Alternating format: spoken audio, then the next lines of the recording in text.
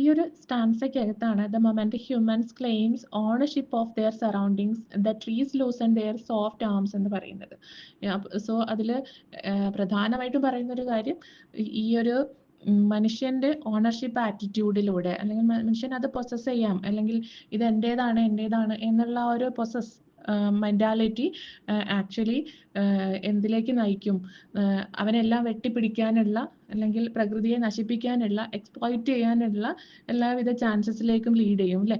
So അതുകൊണ്ട് ഈ മനുഷ്യന് അങ്ങനെ നേച്ചറിലേക്ക് അരുതാത്ത രീതിയിൽ ഇടപെടുമ്പോൾ, എക്സ്പ്ലോയിറ്റേഷൻ ലെവലിൽ ഇടപെടുന്ന സമയത്ത്, പ്രകൃതിയെ ചൂഷണം ചെയ്യുന്ന സമയത്ത് ആക്ച്വലി എന്താണ് സംഭവിക്കുന്നത്? The trees loosen their soft arms, നമ്മൾക്ക് ചുറ്റപ്പെട്ടിരിക്കുന്ന, നമ്മൾക്ക് സുരക്ഷാ വലയമായിരുന്ന, പ്രൊട്ടക്റ്റീവ് ആംസ് പോലെ വർക്ക് ചെയ്തിരുന്ന മരങ്ങളുടെ സംരക്ഷണം നമ്മൾക്ക് നഷ്ടപ്പെടുന്നു. എന്ന് വെച്ചാൽ എന്താ? ട്രീസ് ഒക്കെ നമ്മൾ കട്ട് ഔട്ട് ചെയ്യുന്നുണ്ട് അല്ലേ? അപ്പോൾ അത് മുറിച്ചു മാറ്റുന്നതിലൂടെ നമ്മുടെ സംരക്ഷണം തന്നെയാണ് നമ്മൾ കളയുന്നത്. അതുപോലെ soft arms and the protectively hold the humans, the birds take back their language, പക്ഷികൾ അവരുടെ ലാംഗ്വേജിലേക്ക് മടങ്ങുന്നു എന്ന് പറഞ്ഞാൽ എന്താ? പക്ഷികൾ പിന്നെ വരാതാവും. മരങ്ങളുള്ള സ്ഥലത്താണ് ബേർഡ്സ് അവരുടെ താമസ സൗകര്യങ്ങൾ ഒരുക്കുന്നത് അല്ലേ? സോ അതുകൊണ്ട് പക്ഷികൾ അങ്ങോട്ട് വരാതെയാകും. The cliffs fissure and collapse themselves and air itself moves back like a wave.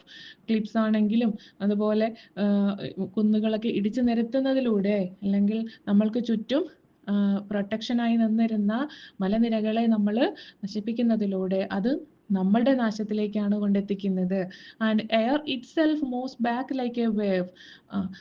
ശുദ്ധവായു അല്ലെങ്കിൽ എയർ, നമ്മൾക്ക് ബ്രീത്തിങ്ങിന് വേണ്ടിയിട്ടുണ്ടായിരുന്ന എയർ എന്ത് ചെയ്യും? Itself moves back like a wave അല്ലേ?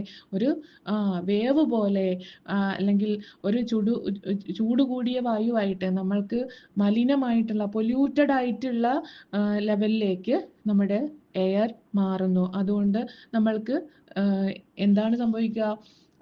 നോട്ട് ഫോർ ഗുഡ് അല്ലേ? നമ്മൾക്ക് നന്മയല്ല വരിക, നമ്മൾക്ക് രോഗങ്ങൾ കൂടുകയല്ലേ ചെയ്യുന്നത്. അപ്പോൾ നമ്മുടെ മോശമായ ഇടപെടൽ കാരണം ആക്ച്വലി നേച്ചറിന് വല്ലാതെ മാറ്റങ്ങൾ സംഭവിക്കുകയും നേച്ചർ അതിന് റിയാക്ട് ചെയ്യുകയും ചെയ്യും അല്ലേ? Suffocating the humans, the personification of natural elements such as trees and cliffs exhibit their agency and autonomy and their ability to respond to the human actions. അപ്പോൾ ഇതിൽ നമുക്ക് personification ആയിട്ട് പറയപ്പെടുന്നത്, അല്ലെങ്കിൽ ഹ്യൂമൻ ക്വാളിറ്റീസ് അട്രിബ്യൂട്ട് ചെയ്യപ്പെടുന്നത് കാണാൻ പറ്റും നമുക്ക് ട്രീസിലാണെങ്കിലും അതുപോലെ ക്ലിഫിനാണെങ്കിലും ഒക്കെ. ട്രീസ് എന്ത് ചെയ്യുന്നു എന്ന് പറഞ്ഞു? അതിൻ്റെ പ്രൊട്ടക്റ്റീവ് ആംസ് തിരിച്ചെടുക്കുന്നു എന്ന് പറഞ്ഞു അല്ലേ? ടേക്ക് ബാക്ക് ചെയ്യുന്നു എന്ന് പറഞ്ഞു. അതിലൂടെ ഒരു ഹ്യൂമൻ ക്വാളിറ്റിയെയാണ് പ്രൊട്ടക്റ്റീവ് ആംസ് എന്ന് പറയുന്ന സമയത്ത് അതിന് ജീവനുള്ള ഒരു വസ്തുവിന് ചെയ്യാൻ കഴിയുന്നതാണല്ലോ. അപ്പോൾ ആ ഒരു ട്രൈറ്റിനെ, ആ ഒരു പേഴ്സണാലിറ്റി ട്രൈറ്റിനെ നമ്മൾ ഇതിൽ കൊടുത്തിരിക്കുന്നത് കാണാൻ പറ്റും ഈ ഒരു ബോത്തിൽ. അതുകൊണ്ട് അതൊരു പേഴ്സോണിഫിക്കേഷൻ എന്ന് പറയുന്ന ഒരു ലെവലിൽ നമുക്കതിനെ ഫോക്കസ് ചെയ്യാവുന്നതാണ്. സോ അതുപോലെ തന്നെ autonomy and their ability to respond to the humans.